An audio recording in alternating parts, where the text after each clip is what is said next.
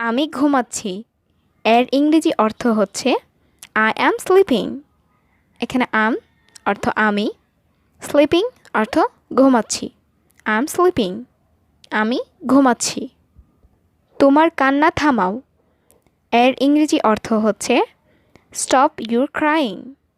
এখানে স্টপ অর্থ থামাও, ইউর অর্থ তোমার, ক্রাইং অর্থ কান্না। স্টপ ইউর ক্রাইং, তোমার কান্না থামাও। বিরক্ত করো না এর ইংরেজি অর্থ হচ্ছে ডোন্ট ডিস্টার্ব।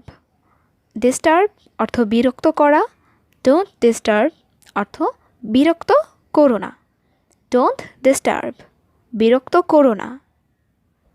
আমাকে সাহায্য করো এর অর্থ হচ্ছে হেল্প মি। হেল্প অর্থ সাহায্য করা, মি অর্থ আমাকে। হেল্প মি, আমাকে সাহায্য করো। আমাকে বিশ্বাস করো এর ইংরেজি অর্থ হচ্ছে বিলিভ মি। বিলিভ অর্থ বিশ্বাস করা, মি অর্থ আমাকে। বিলিভ মি, আমাকে বিশ্বাস করো। কথা বলো না এর ইংরেজি অর্থ হচ্ছে ডোন্ট টক। এখানে টক অর্থ কথা বলা, ডোন্ট টক অর্থ কথা বলো না। ডোন্ট টক, কথা বলো না। আমি বই পড়ি এর ইংরেজি অর্থ হচ্ছে আই রিড বুকস। এখানে আই অর্থ আমি, রিড অর্থ পড়া, বুকস অর্থ বই। আই রিড বুকস, আমি বই পড়ি। সে আমার ভালো বন্ধু এর ইংরেজি অর্থ হবে হি ইজ মাই বেস্ট ফ্রেন্ড। এখানে হি অর্থ সে, মাই অর্থ আমার, বেস্ট অর্থ ভালো, ফ্রেন্ড অর্থ বন্ধু। He is my best friend, সে আমার ভালো বন্ধু। বোঝার চেষ্টা করো এর ইংরেজি অর্থ হবে try to understand.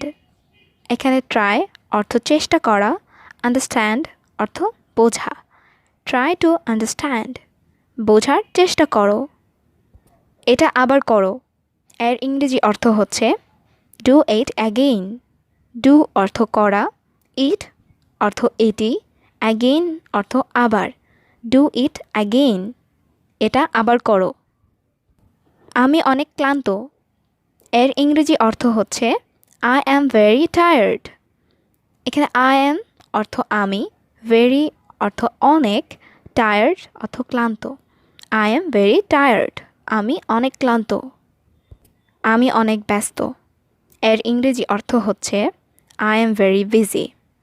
I am অর্থ আমি, ভেরি অর্থ অনেক, বিজি অর্থ ব্যস্ত। আই অ্যাম ভেরি বিজি, আমি অনেক ব্যস্ত। আমি কাল আসতে পারি এর ইংরেজি অর্থ হচ্ছে can I come tomorrow.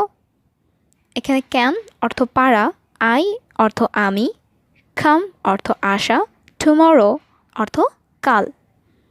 Can I come tomorrow, আমি কাল আসতে পারি। আমি অনেক খুশি এর ইংরেজি অর্থ হচ্ছে আই অ্যাম ভেরি হ্যাপি। এখানে আই অ্যাম অর্থ আমি, ভেরি অর্থ অনেক, হ্যাপি অর্থ খুশি। আই অ্যাম ভেরি হ্যাপি, আমি অনেক খুশি।